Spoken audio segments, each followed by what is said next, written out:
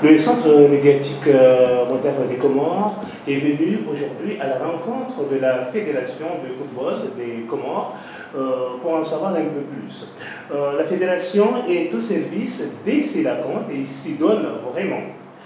Comment s'évertue-t-elle justement pour garder et maintenir cette position qu'ont les Sélacontes actuellement? Bonjour, merci d'avoir rendu visite à la Fédération de football des Comores. C'est un honneur pour nous de pouvoir servir le football comorien et par là même les Sélacontes qui, comme vous le savez, sont qualifiés pour la Coupe d'Afrique des Nations au Cameroun en 2021. Donc c'est extraordinaire pour la population comorienne d'avoir une équipe nationale qui va participer à une phase finale d'un tournoi continental. C'est une grande première, c'est une première historique. Et donc la fédération rencontre tous les partenaires pour pouvoir mobiliser les fonds pour la préparation et la participation de l'équipe. À la CAN, vous savez que c'est des coupes qui sont très très importants. Donc on a eu un gala, le 17 août qui a déterminé les poules. Vous savez qu'on va jouer contre le Gabon, le Maroc et le Ghana le 10, le 14 et le 18 janvier 2022.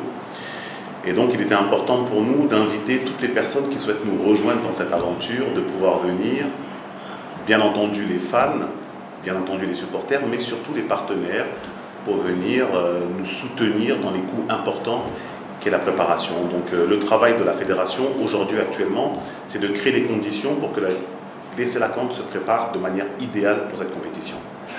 Justement, les poules sont déjà lancées, ils se préparent en conséquence. Et quelle est actuellement la pression, comment elle se passe justement la pression?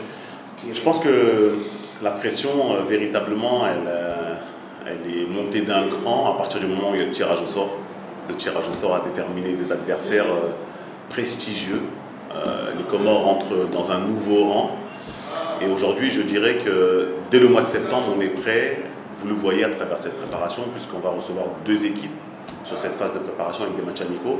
Et ça permet tout de suite à l'équipe de se jauger, de voir des nouveaux joueurs et de pouvoir montrer au monde entier que les Comores sont en train de se préparer idéalement pour cette compétition, pour être la belle surprise de la compétition. Peut-on dire que jusqu'alors, il n'y a pas d'ombre qui... Je pense qu'aujourd'hui, on a un atout de poids, c'est le gouvernement. Son Excellence le Président Azali Assoumane est un fervent supporter des Sélacontes, vous le voyez très très bien à travers tout le parcours, et tout le gouvernement s'associe à cet effort national pour pouvoir permettre à ce que les ambassadeurs des Comores à travers le football puissent permettre aux Comores de rayonner au niveau international. Donc je dirais que quand on a le gouvernement et qu'on a le président qui ont un tel engouement pour les Sélacontes, pour nous c'est un gage de sécurité pour bien préparer notre équipe. Pourquoi faire des matchs préparatoires? Les matchs préparatoires, ça a 2 objectifs. Le premier objectif, c'est de trouver une équipe qui va être compétitive. Vous savez que la forme des joueurs évolue constamment et donc ça permet de garder tout le monde sous pression. On a une fenêtre FIFA de matchs amicaux là en septembre et on va exploiter les autres fenêtres FIFA, c'est-à-dire le mois d'octobre, le mois de novembre et au mois de décembre quand les Sélacontes vont venir ici avant de s'envoler vers le Cameroun pour venir prendre toute la bénédiction de la population. Donc on a 4 fenêtres de préparation, donc on a septembre, octobre, novembre, décembre, et la fédération se doit d'être à la hauteur en matière d'organisation et de moyens pour pouvoir permettre aux Sélacontes d'exploiter ces fenêtres pour se préparer, faire des matchs, rectifier, faire des réglages pour être fin prêt le 10 janvier quand on va aller avoir cette grande victoire que l'on espère contre le Gabon. En parlant un peu des supporters, puisque le Cameroun justement se base beaucoup sur les supporters par rapport aux autres équipes, aux autres joueurs. Et pour les Comores, comment est-ce que vous allez vous y prendre côté supporters? On a un public extraordinaire. C'est rare de voir un pays complètement mobilisé pour son équipe nationale. Et c'est le cas chez nous. Maintenant, on sait que tout le monde n'aura pas les moyens dans le Cameroun. Donc le président Saïd Assoumane, qui a un carnet d'adresses qui est important à travers les instances de football international, a permis à des groupes de supporters de se mettre en relation avec des sociétés, des intermédiaires au Cameroun pour pouvoir trouver des conditions d'hébergement, pour pouvoir trouver des formalités administratives et permettre à tous les Comoriennes et les Comoriens qui souhaitent accompagner l'équipe de pouvoir organiser un séjour avec le billet inclus, le transport, l'hébergement. on souhaite vraiment créer les conditions pour que au stade, le 10 janvier, on sente que les supporters sont là pour venir soutenir les Sélacantes. Quand on arrive au centre, on sent vraiment un engouement. Est-ce que ça se passe comme ça tous les jours ou bien c'est... Je pense que ça va monter en pression, mais c'est vraiment exceptionnel. C'est vraiment exceptionnel. On va avoir des matchs amicaux. La population va se réunir massivement. Bien entendu, on encourage toute la population à être vaccinée, à réaliser les tests PCR pour qu'on puisse assurer la sécurité sanitaire de l'ensemble des délégations, de la population.